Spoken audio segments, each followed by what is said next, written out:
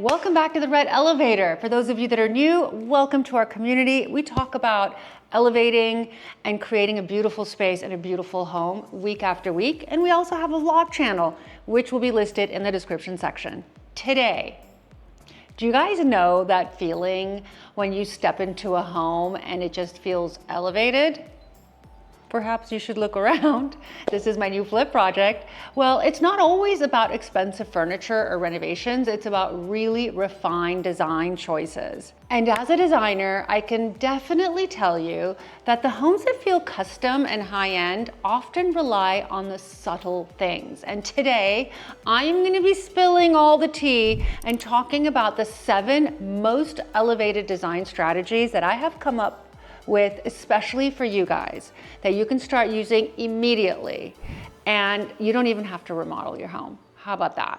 So these tricks will not be gate kept, and they will feel significantly more intentional, refined, and yes, very expensive. So stick around to the very, very end, because the last one is something almost everyone overlooks, but it makes such a difference. Let's get into it. Number 1 tip. The number 1 tip is use floor to ceiling light fixtures for sculptural and visual interest. So instead of adding a tall lamp, I want you to frame negative space with it. Think of floor to ceiling light fixtures not only as a light source, but a sculptural anchor that creates visual height and balance in the room. It's one of my favorite things to do. Hard to find, but if you place one intentionally to echo the height of a curtain line or to offset perhaps visual weight across the room, especially opposite something that's low slung like a sofa, that kind of tension is marvelous, and it just adds so much sophistication, and it makes it feel like you have hired a very fancy designer. So that is what I am really recommending. Do it, don't wait, do it now. Also, remember, you can hang this from a recessed can that you already own that's already perforated in your ceiling. You don't have to redo everything, so that's a real bonus. Now, and while we're talking about layered lighting, there's a very specific type I always reach for when I want a space to feel customized. But before I get into it, don't forget to hit that subscribe button for more weekly design tips, because if you do, then the algorithm will certainly show you some of my very interesting videos that will definitely change your game. Tip number 2, use a swing arm lamp to create movement and spatial dialogue. So that is what we have done in this project. As I sit, I'm looking across the way. We will drop in a photo here.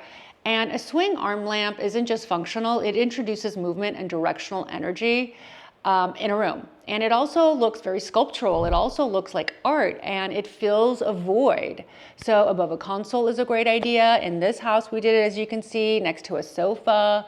The longer the arm, the more interesting. It tells a story. The light is also very purposeful.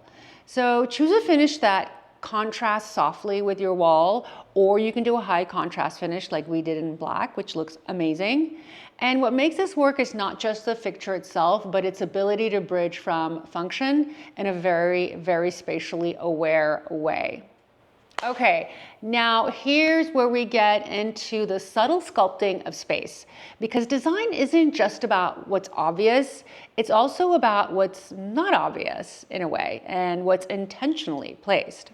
So, tip number 3, activate forgotten architecture with design micro moments. This is so good, let me explain.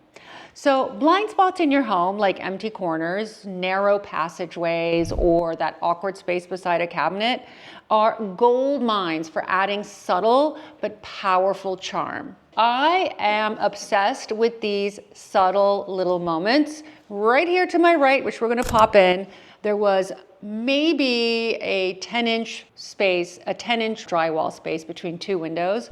And this was an opportunity to really elevate the look. So we added a pedestal and a vase. It just looks so good. But time and time again, when I look at good design, or when I go for this opportunity, I find that it just works beautifully. It's one of those tricks designers use all the time that you don't really clock, and then you're like, wait, no wonder her house looks so good. So I like to treat these as opportunities for what I call design micro moments. And think about placing a sculptural unique chair even in a space, in an empty corner. Layering in a floating wooden stool is also a great idea as a base for maybe stacking some books under art. That's also a really good one. Or even tucking in an accent piece that introduces contrast or texture. So these little moments add rhythm and dimension, and they break up visual flatness, which is what every designer is looking for. And these are the tricks that they are utilizing time and time and time and time again.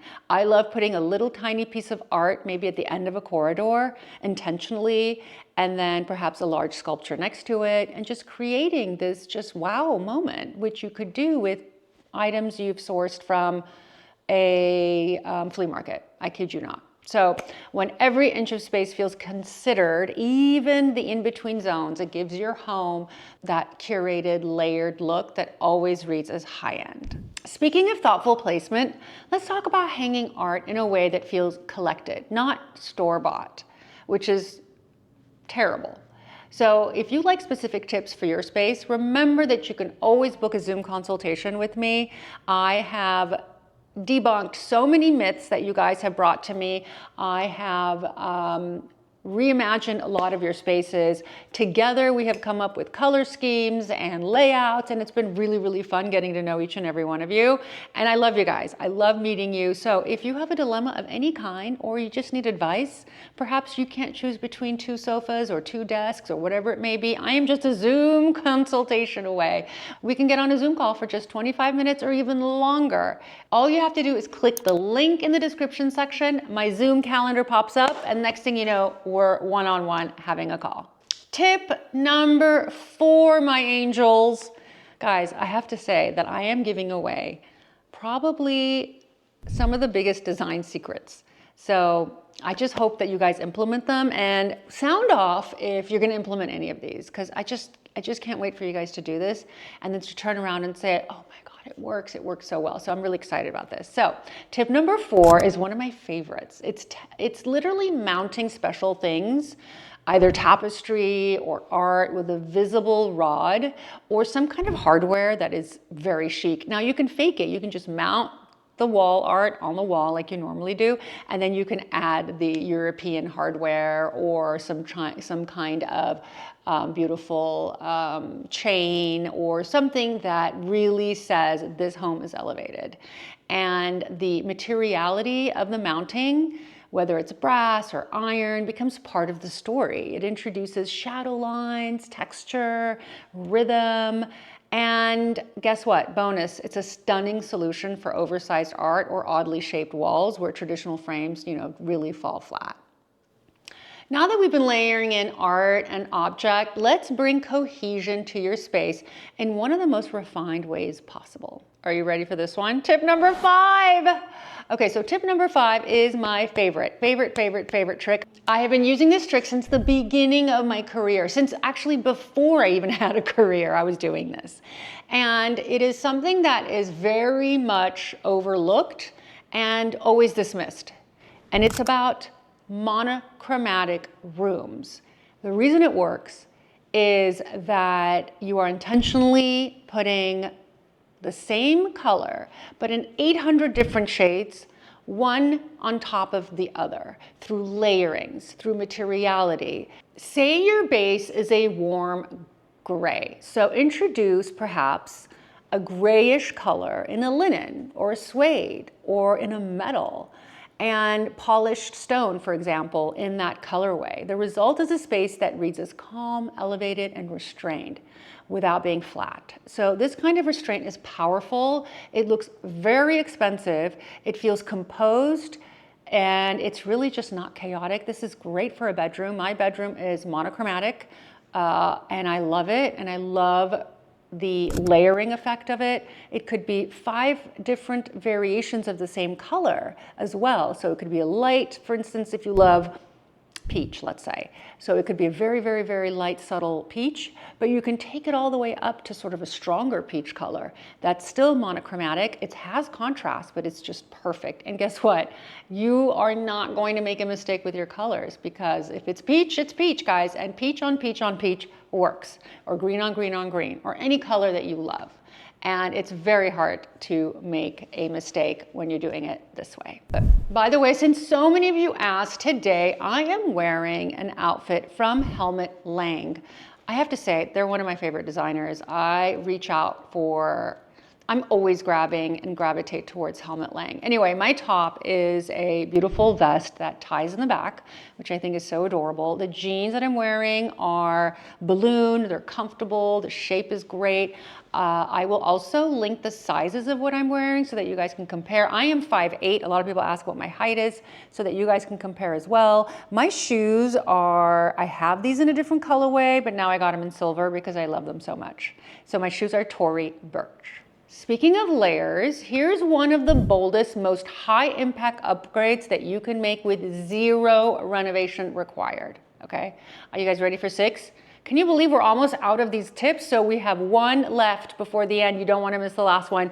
Tip number 6 is treat floor to ceiling shelving as architectural intervention. So let me explain. Floor to ceiling shelves, whether they're built in or whether they're freestanding, aren't just about storage. Done right, they act as architectural statements. They define zones, they anchor tall ceilings, they create rhythm on a wall. When styling them, I always tell my clients, think like a gallery, not a library. Use repetition, height variation, and negative space. And if your shelves match your wall color, then that's even more of a statement, or you can go darker. So that would even be more interesting. What makes them feel integrated is what's important. As you can see from these examples that we are bringing in, the shelf itself can be something that's very interesting. It doesn't have to be boring, but even if it were boring, you can jazz it up with the kind of decor you place on it. So I love doing an architectural bookcase, maybe one that's coming out like branches out of a credenza like you see in this photo, or just a regular bookcase. All of it is good and all of it is a game changer. And finally, let's zoom in on a tiny but game-changing detail. It's something I always flag for clients because most people miss it entirely. Tip number 7, blend your outlet covers to disappear and elevate the wall. Okay, I know, you're like, who cares? You're going to care. So when you're designing a room, every surface tells a story and your eye will pick up something that is just standard, that sticks out. By the way, we did an entire Red Elevator YouTube episode on this particular house that I'm sitting in. This is my Epoch chair, by the way, part of my furniture collection. All of my furniture pieces are in this home. And if you want to see not only the furniture collection, but if you want to see what we did exactly in this home and how we transformed this 1950s old home into this gorgeous new home, well, you must watch this episode.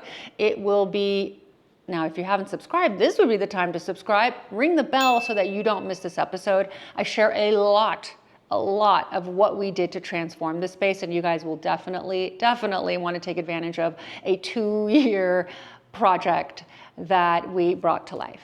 Not the ones on the wall that have white paint, but certainly the ones that are over marble. And it has made a transformative difference in this space. This is how you take your home from regular to fancy. So I would definitely incorporate this. Matching your covers to the wall finish or using even paintable plates gives the illusion of an uninterrupted surface. It's a micro detail, but it's the kind that designers obsess over, and I was obsessing over this. And you know, there are many ways to tackle this. You can either bring in a faux finisher, you can have your outlets made out of marble if you have a good marble fabricator, you can buy a solid color. There are companies that sell them in a variety of colors that you can match. And it just feels very sophisticated. Another thing you can do is maybe get the high-end brass sort of plates or switches that also, if you have brass in your home or maybe it's steel, that will also tie it in nicely. There you have it. 7 design-driven techniques that will instantly elevate your home without changing the bones. Now, great design isn't about being flashy. It's really about control, nuance, curation.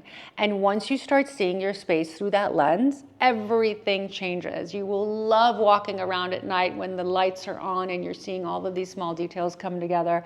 It is a game changer. I hope you guys will implement one, if not all of these. Let me know which one speaks to you. I love you guys, and I will see you again on this channel, The Red Elevator, next week. Have a good one.